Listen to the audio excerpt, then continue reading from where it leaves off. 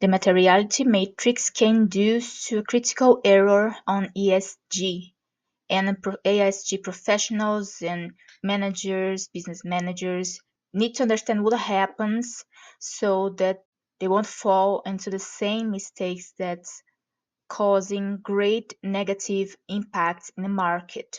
I will show you a logic that does not let this mistake happen. So watch this video till the end.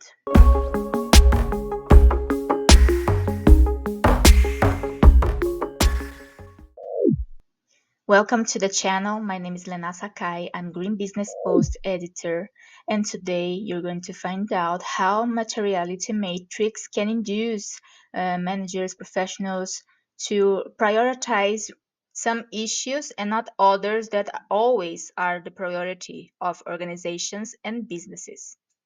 So let's understand how this happens so that we can improve our ESG work as a community. But before we start, if this is the kind of content you're looking for, subscribe to the channel so that you can receive more content on ESG management. So this is the materiality matrix, and I got this because of the color. It shows the priority in the matrix. So to those who are learning, here we put the stakeholders impacts, the relevance for stakeholders. This is the relevance for the business, and here we put the issues. So for example, here we have some examples like one, energy use and GHG emission. It's here. So it's high relevance for business and high relevance for stakeholders. And this here, for example, 15, is it 15? Here, trade barrier. So it's low relevance for business and low relevance for stakeholders. So in this materiality matrix, what they want to see is what issues it's the priority important for stakeholders and for business. The red color here are the issues that are the priority for a business to adopt. So the issues that it's here should be worked first. But in our perception, some issues that may fall here, they are still very important. They are a priority for the business and not necessary priority for stakeholders, especially external stakeholders that does not understand the internal work of the business. And even if they are here, sometimes they are more important, the ones that are in the red here. So the yellow here can be more important than the red. So that's what I'm trying to explain, try to bring here. Maybe it's the first time someone is talking about it, I don't know, but it's important for us to bring this kind of concern for the community and start a discussion. Sometimes here we have internal issues. We don't see really organization issues distinguished, like more detailed in this matrix, because it's focused more on the issues of ESG. They're more famous issues, but we cannot forget the basic work of the organization, the operation of the organization, and that people may think like, oh, like financial, the marketing, the relationship with customers, or like the like if it's an industry like the machines, the process, the logistic, the delivering, maybe they may think it's not like there, but they put some people, not most of them, they put the operational part, which is very important. Some doesn't put, which is not good. And I suggest we put these operational issues detailed one or issue per issue, because they are really important for business. They may fall here in the yellow part, and even though they're in the yellow, they're more important than the red. So this materiality matrix may induce to this error of thinking that only the red one are the most important and the first to be worked, but it's not always true. The operational is the most important for business. Who is the most important stakeholder of the business? Do you know that? Ask your colleagues or try to answer here, and we'll find out together here in the video. But I'm going to show you, I will only have time to show you one example, and I won't have time to show example here. And the low is blue. There are practices uh, we can adopt like easily and before others because they are more difficult, but that will not take too much money or time from business, and they may jump from blue, they may jump to yellow because the stakeholders was not expecting, they didn't thought about it, and then it can become yellow. So maybe another video I will show you this. But here today I'm going to focus on this that is causing a lot of trouble in the market, and I'm going to bring you a huge example of huge company, and it's a case that like it spread in the world, and it did not appear really in the mainstream, and you should know so you will remember what not to do. And that's not the only case, okay? The the case is about Bud Light, is a brand of beer of Anheuser-Busch InBev, a huge company. And what happened? So they tried to value the LGBT community, and they hired these trans and to represent the brand in that it was like a specific action, but they could not really communicate right with their public, and the communication went wrong, and their clients started boycotting the beer. They were the most sold beer in the United States, and they lost that position because of this marketing mistake. And you see that they put the equity, the diversity, equity and inclusion issue before the customer operational issue. So what happened? They hired this trans, put her into, you can see here in the can, and they put the commercial, they put actions in Super Bowl, so to highlight these trends, to highlight the LGBT issue, showing the value, but it was not the message that this message was not exactly what it should have been.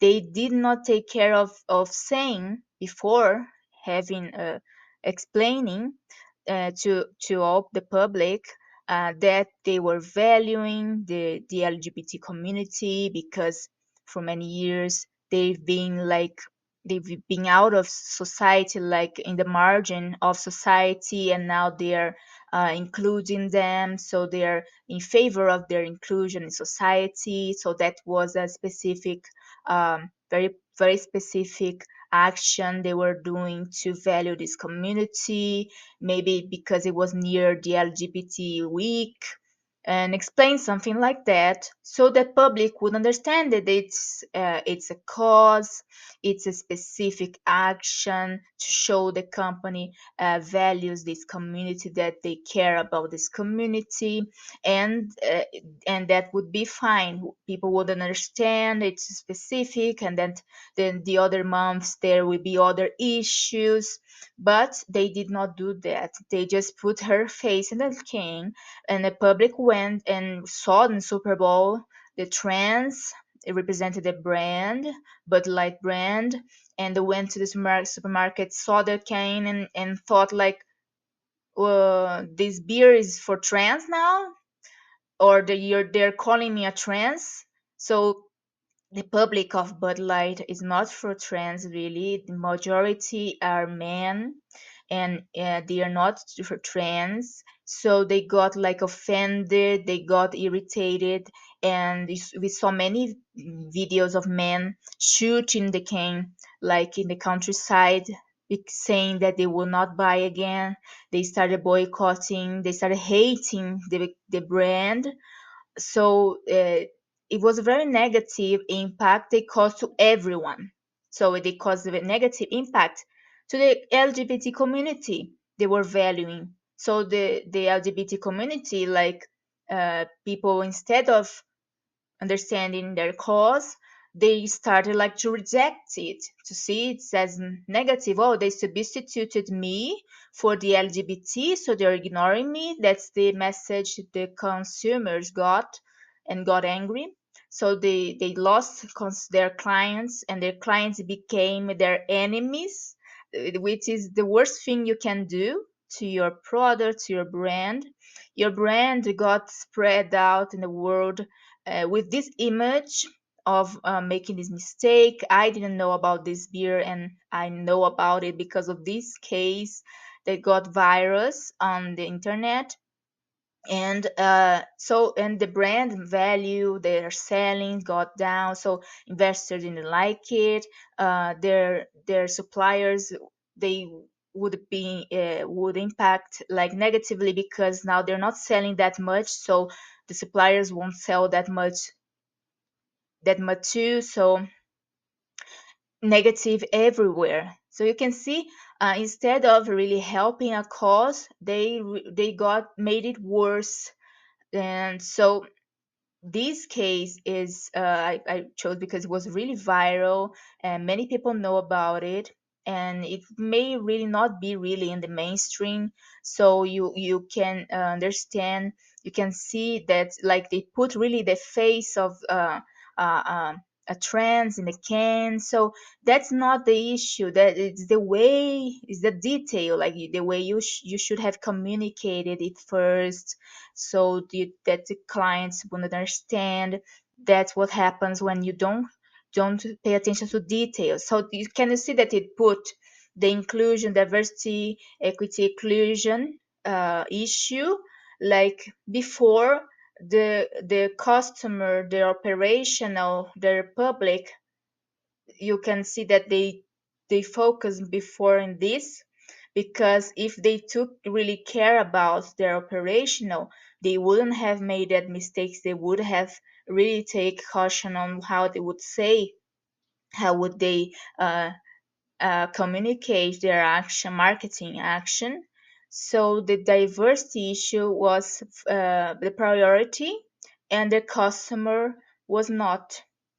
And that's a mistake that can happen in the materiality matrix on the ESG. So that's what the issue I'm trying to bring up, so the community can start to understand really that what's in the red that we saw here may not really be always the priority. Sometimes it's here the priority. That's why I work with ESG in a different way, and I'm going to show you how it's not it never like never covers the more important, like other issues will never cover what's the most important issues for the business, for the organization. So you open our alliance.org page, you go down here to ESG Plus Express and click, and you will open the ESG Plus Express page. And here down you can see the logic we use, that we never put other issues as more important as issues for the most important stakeholder of the organization. So let's answer that question I made you before. Who is the stakeholder, most important stakeholder for the organization? It's the organization itself. So issues to sustain the organizations comes first.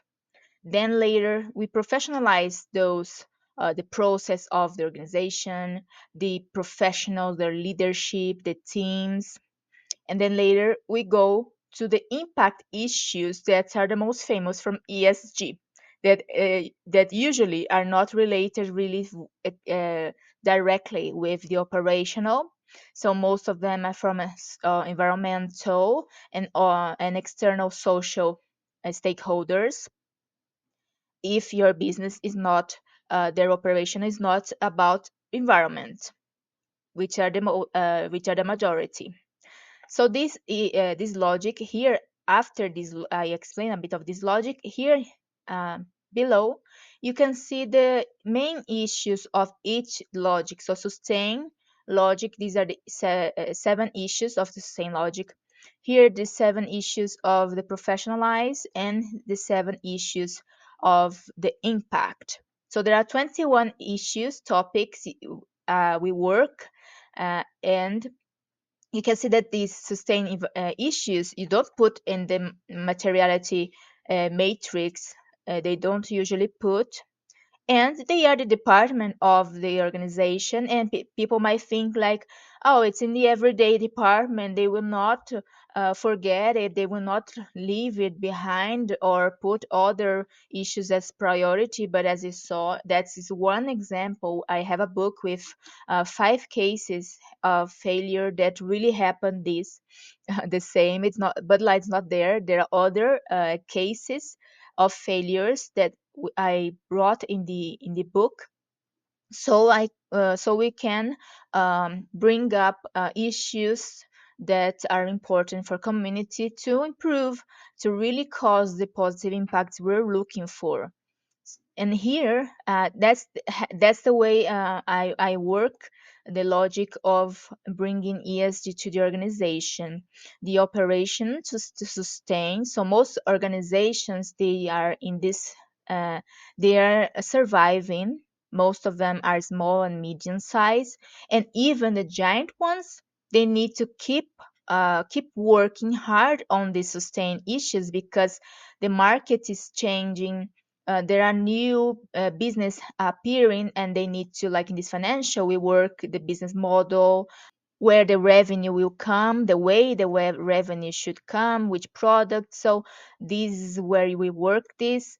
The innovations, like the technology that appears, the startups that appears, new ways of business appears, and business need to keep up with innovation ecosystem.